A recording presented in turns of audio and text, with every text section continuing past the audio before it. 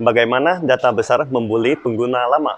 Nama saya Ricky Suwarno, berdiri di atas pundak dua superpower Amerika Serikat China melihat masa depan Indonesia. Bulan lalu, China mengumumkan undang-undang dan peraturan untuk melindungi keamanan informasi pribadi di internet. Peraturan tersebut dengan jelas menyatakan bahwa platform bisnis internet tidak boleh mengumpulkan informasi pribadi yang berlebihan, tidak boleh menyalahgunakan teknologi algoritma konsumen, tidak boleh digunakan untuk membuli pengguna lama, dan sebagainya. Apa artinya data besar membuli pengguna lama? Aplikasi yang sering kita gunakan seperti layanan aplikasi e-commerce, ride-hailing, pengiriman makanan, pengiriman paket, kurir, transportasi barang, tiketing online, hotel booking, dan sebagainya, banyak fenomena membuli pengguna lama. Sebagai contoh, ketika pemesanan hotel secara online untuk hotel dan kamar yang sama, pengguna baru dan lama menghadapi harga dan diskon yang jauh berbeda. Pengguna lama akan mendapatkan harga yang lebih tinggi dan tidak menikmati diskon.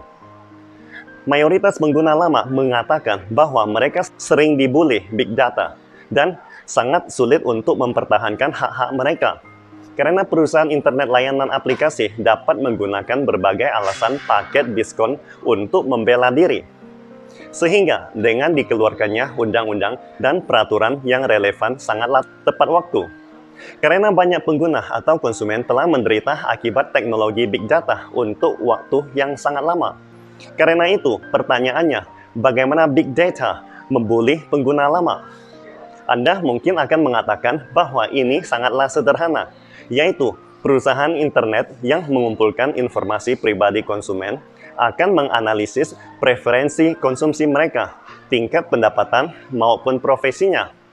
Misalnya, ada seorang profesor di Shanghai yang menghabiskan uang lebih dari 100 juta rupiah untuk naik taksi online sebanyak 800 kali.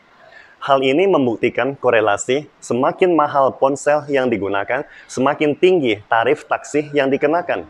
Ponsel Apple lebih mungkin dijemput oleh mobil taksi yang lebih mahal, diskon yang lebih sedikit, dan proporsi penundaan waktu yang lebih tinggi. Ini adalah contoh tipikal bagaimana big data membuli pengguna lama. Namun, big data membuli pengguna lama yang lebih hebat masih di belakang. Misalnya, seorang data scientist atau ilmuwan data Google bernama David Dovich mengatakan bahwa big data pembuli terhebat adalah menemukan identitas ganda Anda di dalam kerumunan data besar. Metode ini pertama kali digunakan untuk memprediksi tingkat masa depan seorang atlet. Sebagai contoh, ada seorang pemain bintang baseball yang telah banyak dinominasi dalam All-Star Game. Tetapi tiba-tiba staminanya menurun pada usia 32. Jadi, manajer klub perlu menilai nilai masa depan dari pemain ini. Apakah dia masih berpeluang atau tidak? Ini memang suatu tantangan besar. Namun, akhirnya ilmuwan data menemukan jalan. Mereka telah membentuk semua data lebih dari 18.000 pemain di sejarah Major League Baseball Amerika Serikat, seperti tinggi badan, usia, posisi, home run, tingkat rata-rata betting, kinerja mereka di setiap musim, dan sebagainya. Ilmuwan data menemukan lebih dari 20 orang yang sangat mirip di semua dimensi data dengan bintang baseball ini, dan memiliki kinerja musim yang sama pada usia yang sama. Selanjutnya, mereka hanya perlu melihat kinerja 20 orang ini setelah usia 32. Dengan demikian, mereka dapat cukup akurat menilai prospek masa depan bintang baseball ini. Ini adalah identitas ganda algoritma data, atau juga sering disebut penyaringan kolaboratif. Algoritma ini banyak digunakan dalam bisnis. Misalnya, rekomendasi Amazon tidak hanya didasarkan pada preferensi Anda sendiri dan data historis, tetapi juga pencarian identitas ganda Anda di dalam database dan kemudian merekomendasikan produk untuk Anda. Algoritma identitas ganda juga dapat digunakan dalam dunia pengobatan. Reaksi setiap orang untuk obat dapat sangat bervariasi.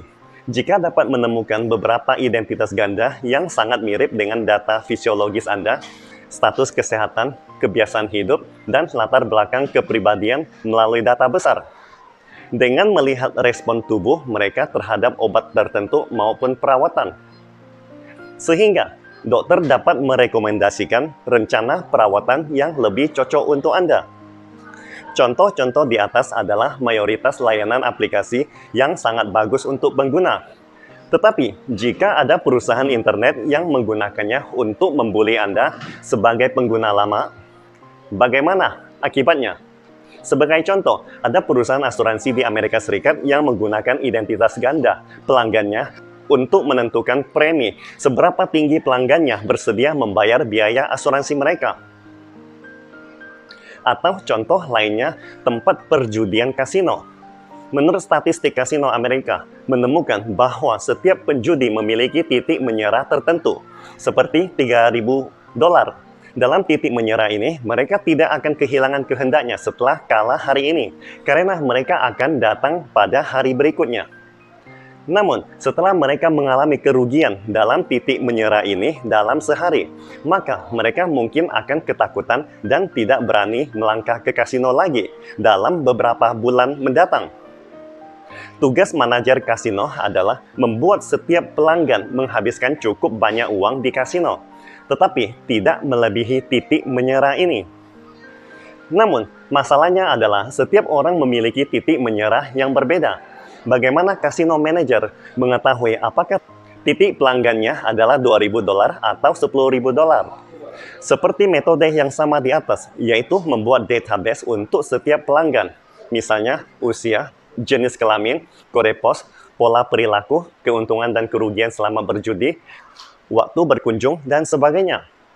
Setiap kali pelanggan baru datang, manajer kasino akan mencari identitas ganda mereka dalam database dan memperkirakan titik menyerah mereka. Jadi, ketika setiap kali pelanggan mendekati titik menyerahnya, manajer kasino akan datang mendekati sambil mengatakan, "Saya pikir Anda mungkin kurang beruntung hari ini. Jadi, saya akan memberikan kupon untuk restoran steak di kasino ini. Mungkin Anda dapat membawa pasangan Anda untuk candlelight dinner." Jadi, Anda bisa membayangkan betapa sangat menakutkan keadaan seperti itu, bukan?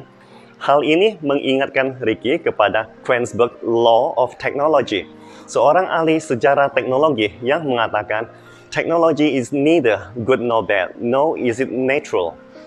Teknologi itu sendiri tidaklah baik atau buruk, ataupun netral.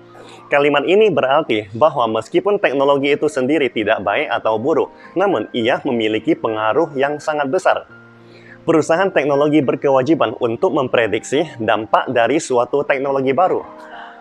Teknologi untuk kebaikan bukanlah perasaan pribadi yang harus dibuang, tetapi suatu kewajiban sosial yang harus dipenuhi. Pastikan Anda subscribe dan share akun ini supaya senantiasa mendapatkan info terbaru tentang teknologi terkini AI berkaitan. Salam Indonesia Maju!